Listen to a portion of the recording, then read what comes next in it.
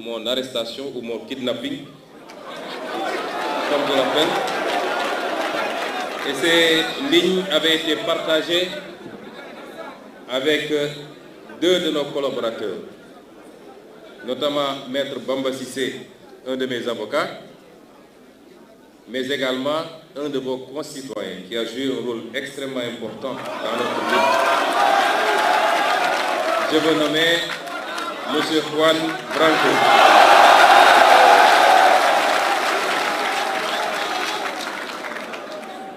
Il nous est demandé aujourd'hui d'échanger sur l'avenir des relations entre l'Europe et l'Afrique, mais il faut entendre plus particulièrement les relations entre la France et l'Afrique et entre la France et le Sénégal.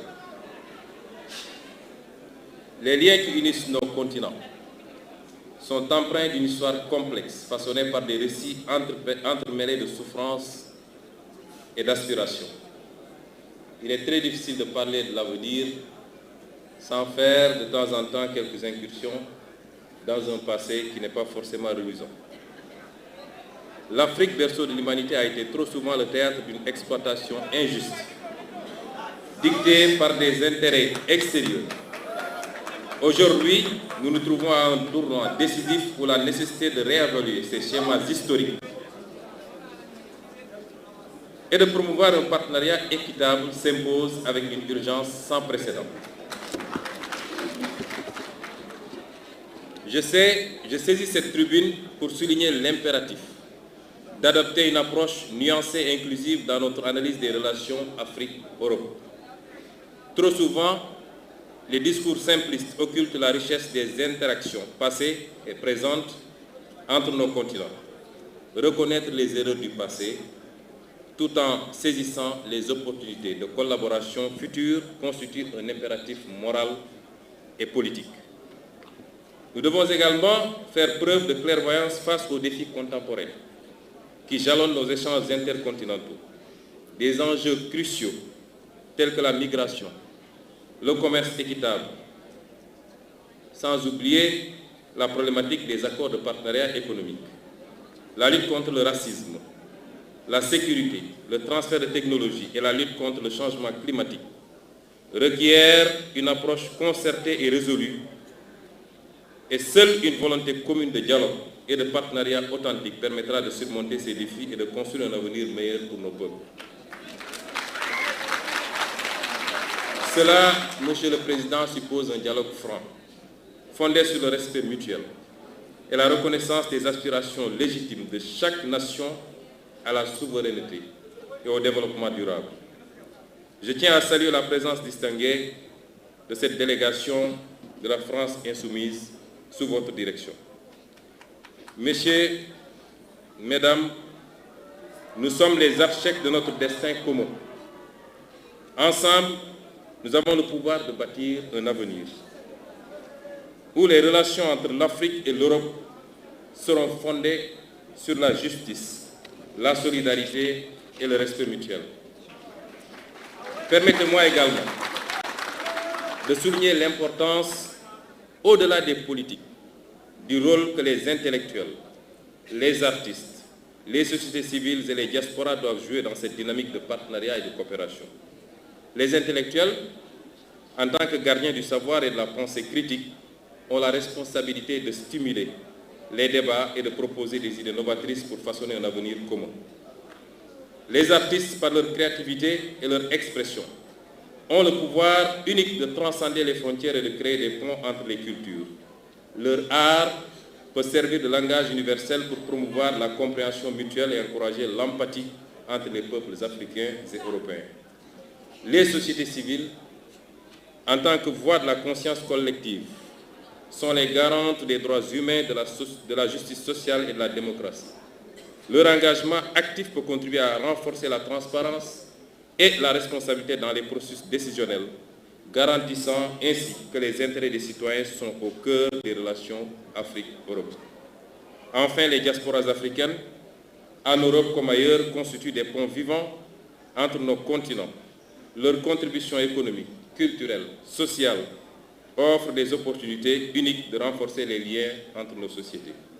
Ensemble, nous pouvons construire un avenir où la coopération, le respect mutuel et la solidarité sont les maîtres mots de nos relations. Cela nécessite un engagement collectif et une volonté inébranlable de travailler ensemble pour relever les défis communs et saisir les opportunités qui se présentent.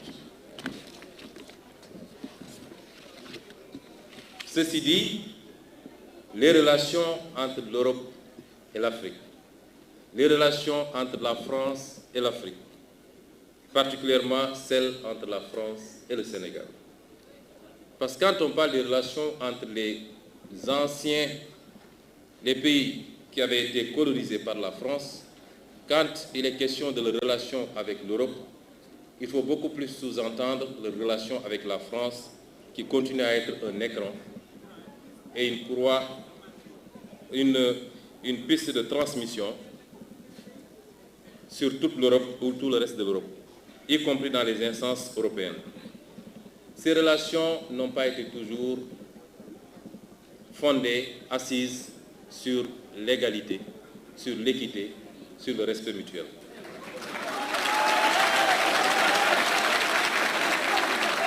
Ces relations jusque-là ont été des relations léonines au détriment des Africains et du continent africain.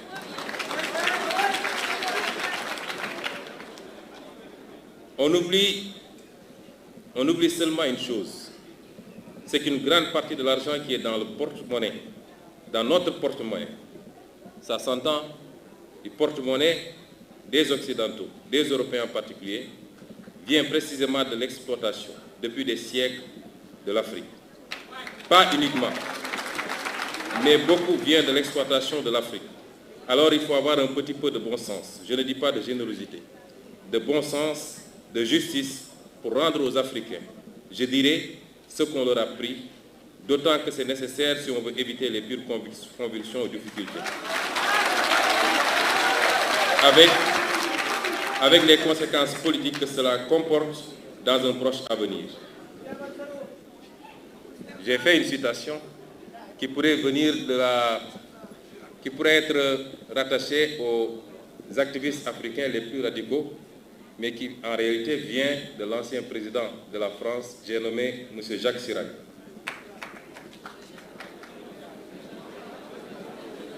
Ça étonne plus d'un, et je crois que M. le Président Mélenchon lui-même n'en est pas informé.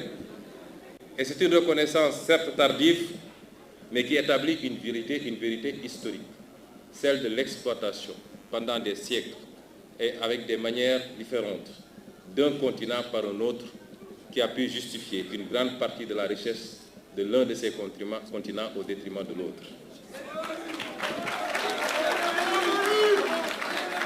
Les relations entre l'Occident et l'Afrique, évidemment, sont faites de plusieurs siècles d'histoire, d'une singulière ambivalence. Celle entre la France et le Sénégal n'en déroge pas. Les péripéties de ces relations à travers le temps ont abouti à des sentiments faits d'amour et de désamour, de fierté et de culpabilité, de crédulité et de scepticisme, sentiments qui se manifestent et s'expriment véritablement, variablement selon les époques et les contextes. Elles se singularisent depuis quelque temps par ce qui est qualifié par certains de sentiment anti-occidental ou de sentiment anti-français, exprimé par une large frange des opinions publiques africaines. Cet état de fait souvent imputé par la majorité de l'élite dirigeante, je précise bien, une majorité de l'élite dirigeante, vous n'en faites pas partie, évidemment, par la majorité de l'élite dirigeante occidentale, plus à tort qu'à raison, à l'activisme d'une nouvelle élite populiste, combinée aux manipulations de nouvelles puissances concurrentes, n'est pas nouveau. C'est des raccourcis qu'il faut trouver face à des phénomènes. Et le raccourci qui a été trouvé pour expliquer ce sentiment, c'est que les Africains seraient manipulés par de nouvelles puissances, la Russie, la Chine, et j'en passe. Qu'il est né aujourd'hui sur le continent de nouvelles élites politiques, populistes, qui manipulent les masses et particulièrement la jeunesse. Et ce raisonnement infantilisant ne correspond pas à la réalité.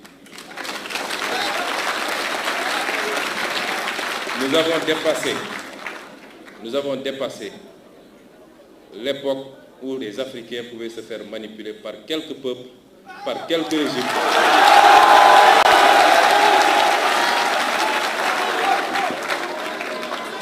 Et ce sentiment qui se manifeste aujourd'hui s'est toujours manifesté des indépendances à maintenant. Chaque génération a connu son lot de militants, porteurs du même discours, désapprobateurs du caractère volontairement léonin et destructeur pour l'Afrique de ses relations avec le reste du monde et particulièrement avec l'Europe. Ce qui est par contre nouveau, et nous l'admettons, c'est l'ampleur qu'ont pris ces idées auprès des masses africaines, nourries entre autres par les échecs des élites gouvernantes africaines souvent corrompues et les relations ambiguës que l'Europe entretient avec elles, les menaces sécuritaires, l'apparition de nouvelles opportunités de coopération, mais évidemment l'effet multiplicateur des réseaux sociaux. Aujourd'hui, l'Afrique, la majorité de ses élites, sa jeunesse, sa diaspora et ses masses populaires ont beaucoup évolué.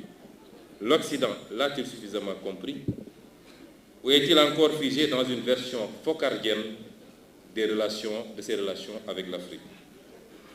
Avec la France, par exemple, je n'ignore pas que nous, notre mouvement politique, quand je dis la France, je parle de ceux qui gouvernent aujourd'hui la France. Je parle du président Macron et de son régime. Nous ne parlons pas du peuple français avec lequel nous n'avons aucun problème et avec lequel nous sommes liés par une longue et riche histoire. Et je ne parle pas de toutes les élites politiques françaises, ni de la société civile. Je parle de l'élite gouvernante actuelle.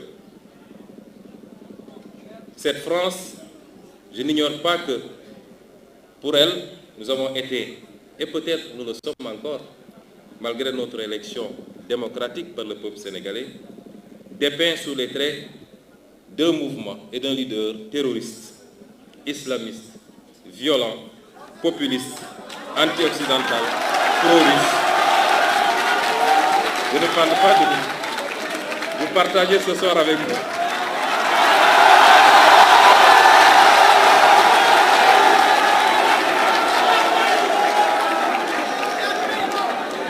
Il est évident, M. Mélenchon, que je ne m'en plains pas, puisque le français bon chouche que vous êtes n'échappe pas à cette catégorisation.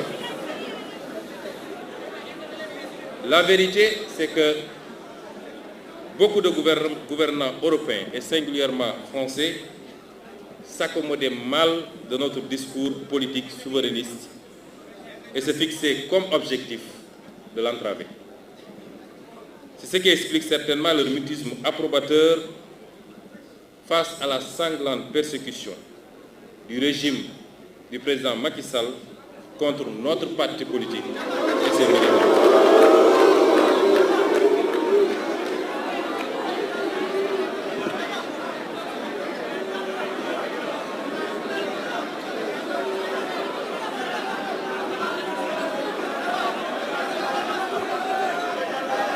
Monsieur le Président Macron,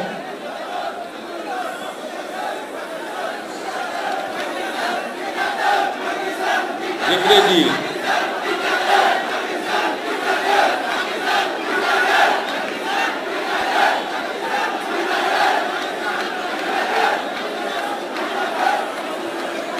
cher Jean-Luc,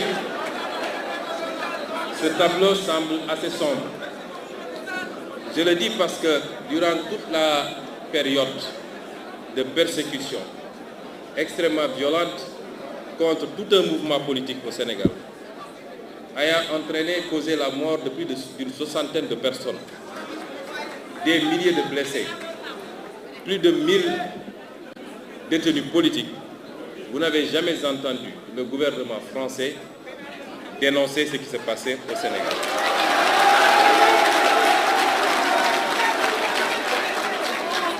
Vous n'avez jamais entendu l'Union européenne dénoncer ce qui se passe au Sénégal.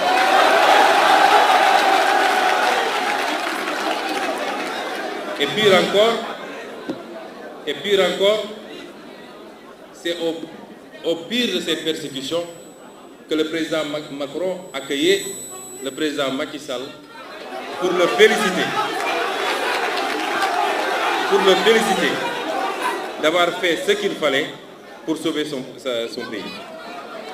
C'est une incitation à la répression, une incitation à la persécution et l'exécution de Sénégalais qui n'avaient de crime que d'avoir un projet politique qui était majoritairement celui des Sénégalais, et ce qui le confirme, c'est l'élection dès le premier tour à plus de 54% de son Excellence le président Bassirou Diomaye Faye. Je voudrais faire une précision. Les propos que j'avance sont les propos de Ousmane Sonko, président du parti Pastef les Patriotes.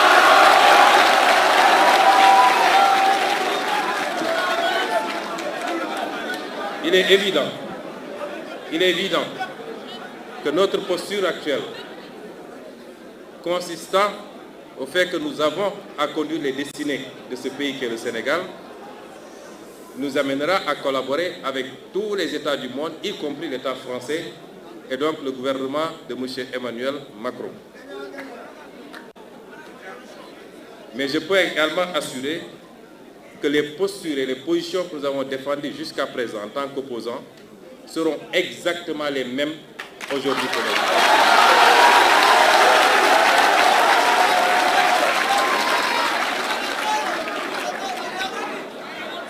Cher Jean-Luc Mélenchon, vous et votre mouvement des Insoumis, et au-delà des Insoumis, parce qu'il faut qu'on recadre les choses, je crois que vous êtes ici dans le cadre de votre coalition qui est beaucoup plus large, et il y a ici des élus qui ne sont pas membres des Insoumis, mais qui font partie de votre coalition un peu plus large.